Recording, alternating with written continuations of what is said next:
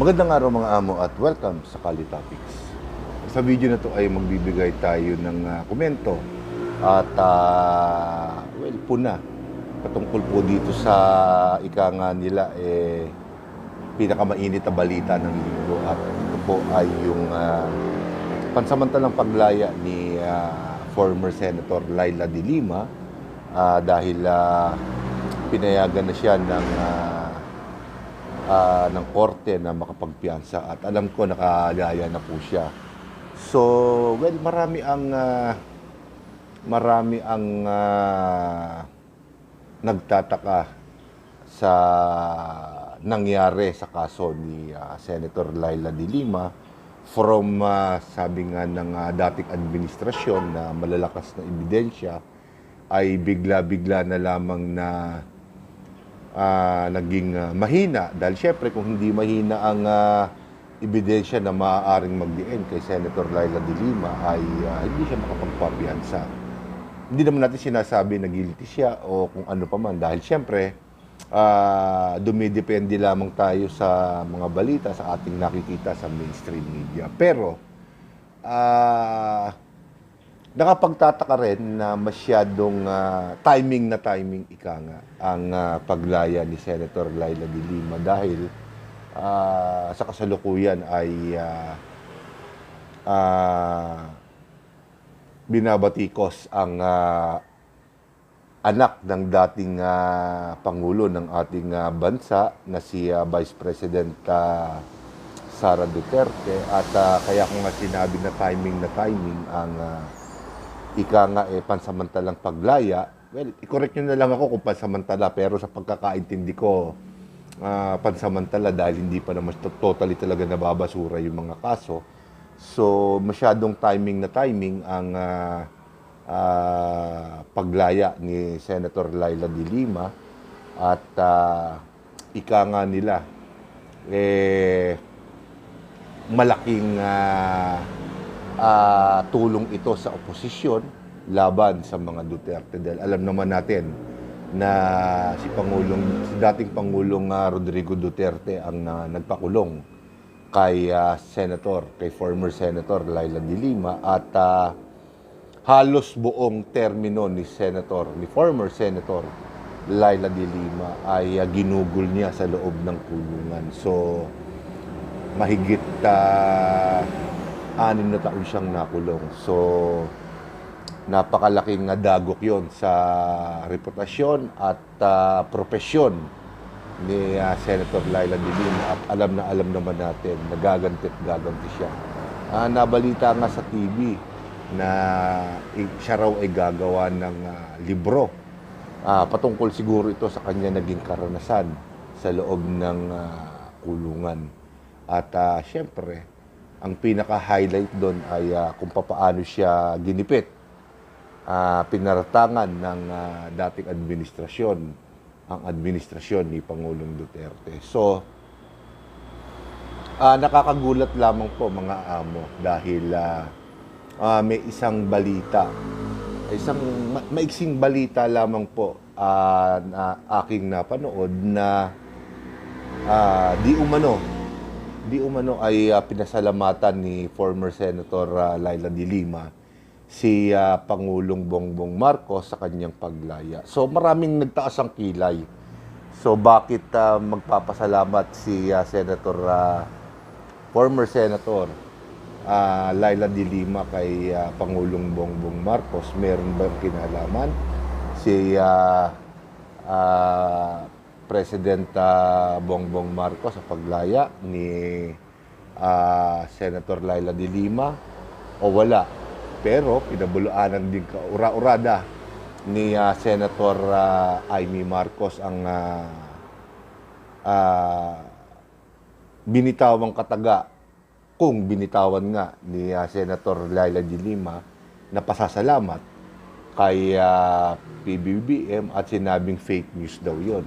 At wala daw kinalaman si Pangulong Bongbong Marcos sa paglaya ni former Senator Laila de Lima.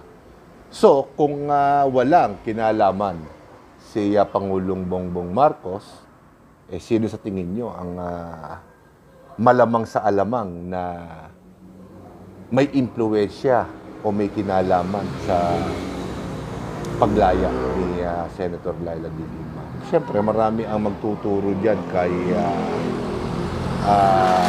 Speaker Romualdez na tumulong sa agarang paglaya o pansamantalang paglaya ni Senator Laila de Lima. At alam naman natin na pumupustura ang butihing speaker para mabigyan ng pabor, na mabigyan ng basbas na makatakbo sa 2028 national election. Na alam naman natin na gustong-gusto niya talagang tumakbo kumandidato.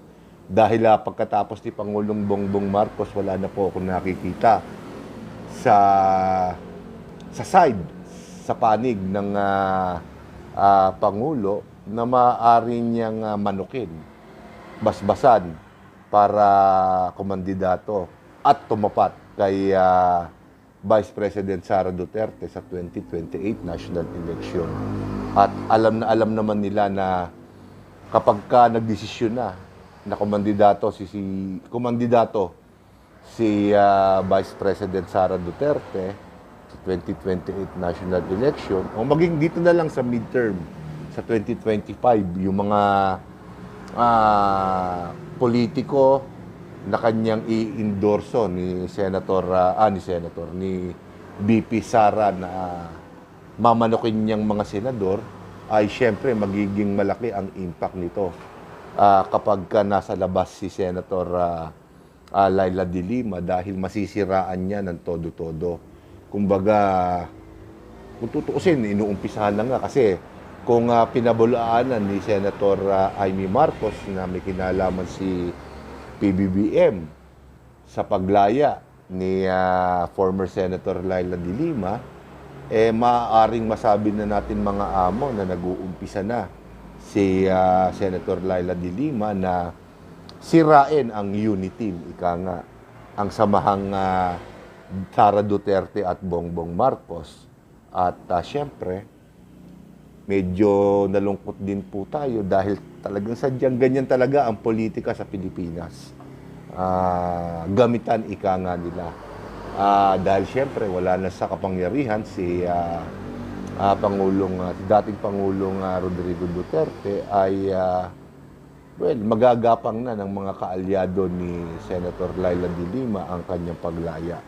Hindi na rin lihim yun, at kahit ano pa ang sabihin ng mga eksperto patungkol po dyan sa mga ganyang bagay na yan, lalong-lalo na sa batas, alam naman natin na palakasan ng impluwensya yan. At nakakalungkot. May mga abogado, may mga profesional na nagsasabi na matibay ang ating jurisdiction, ang ating judiciary system. Pero sa pinapakita ng ating juridikatura, tama ba yung pronunciation ko? O yung judiciary na lang, sige, ay medyo nawawalan tayo ng, kumbaga tinatabangan tayo dahil ganyan ang nakikita natin.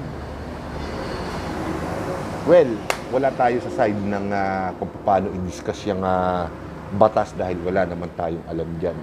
Ang alam lamang po natin, siyempre, maliwanag pa sa sikat ng araw na ang mimisyonin, ang gagawin ni former Senator Laila de Lima ay usigin ang mga taong sa tingin niya ay nakagawa ng hindi maganda sa kanya dahil nakulong nga siya ng mahigit 6 na taon. At numero 1 na, sigurado sa kanyang listahan, ang mga Duterte.